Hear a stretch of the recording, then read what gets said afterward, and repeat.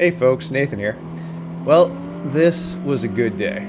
We had our last time attack of the season at the Vancouver Island circuit. By the way, if you're not interested and you just want to see the lap, the timestamp's in the description. Anyway, just a few days ago, I finally got the new wider wheels I've been waiting for since April.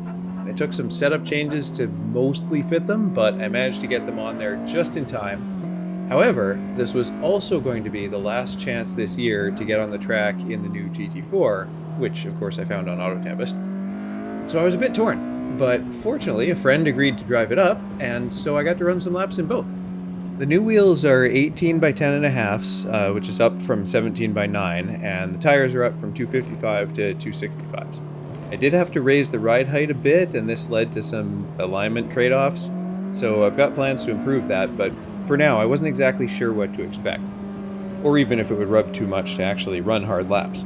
Fortunately it didn't, barely, and when I went out for the first time session I immediately took 0.3 off my personal best with a 120.3. The S2000 record is a 120.2, so I was pretty confident that I could grab that too.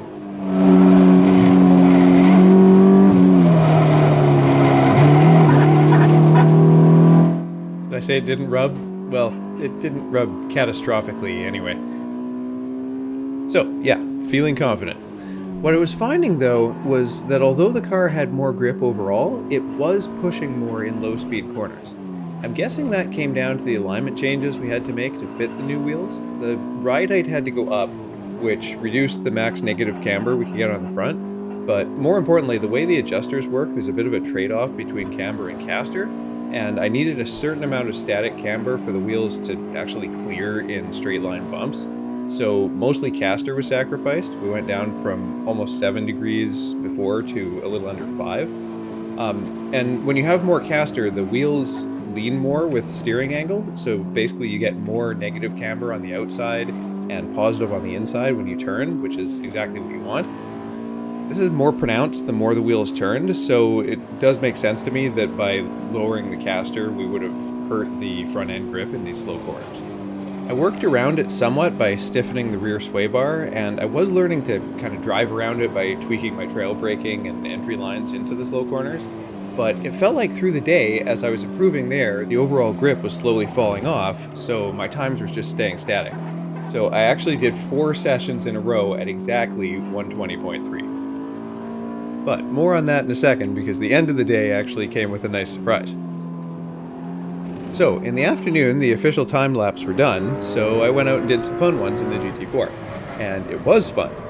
On the stock alignment in these Goodyear Supercar 3 tires, which are not the super sticky 3Rs, but the older one, still a decent tire, it doesn't corner quite like the S, but it brakes every bit as hard, and of course it pulls way harder. This here is what ended up being my best lap out of the 10 or so I ran, and then I'll show you the one last one in the S2000 after this.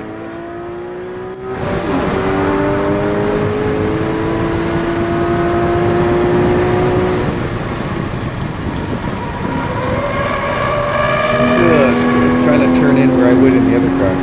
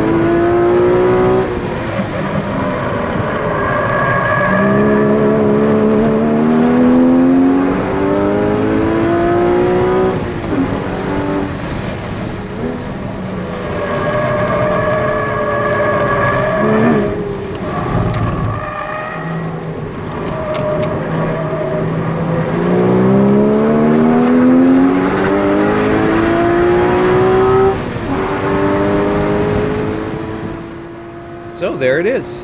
Would have been about a 120.8 without catching that car at the end. Ooh, that was fun. Right. There's definitely a 119 or better in this setup though, so I want to get there. But then I have got to get some different rubber and make some tweaks to dial in a better alignment. Less whaling tires, more awesome exhaust note. I think the S2000s just spoiled me for anything less than razor sharp turn-in. And speaking of, after the session in the GT4, I jumped back into the S2K for the last few minutes of the day. And I think it helped that the tires had some time to cool off, because immediately this happened.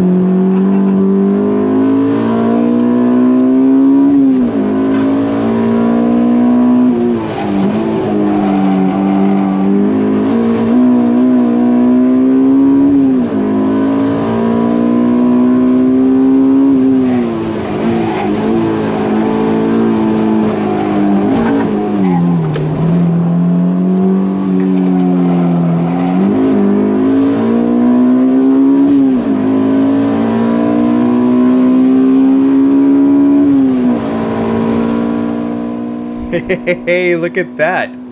Now that was an awesome way to end the day and the season. Sure it wasn't in the official timed sessions, but whatever, it's on video, it happened. And to get it into the 119s too, that's just awesome. I can't wait to make those tweaks. It's going to be even better and get it back next season. I'm more excited right now about doing that and getting back in the S2000 than even trying out the new GT4, which is kind of blowing my mind. But, I mean, that's like saying I'm more in the mood for cake than pie. They're both awesome, and talk about a good problem to have. I'm definitely not complaining. Anyway, I hope you enjoyed, and I hope I can get back to the track and making another video soon.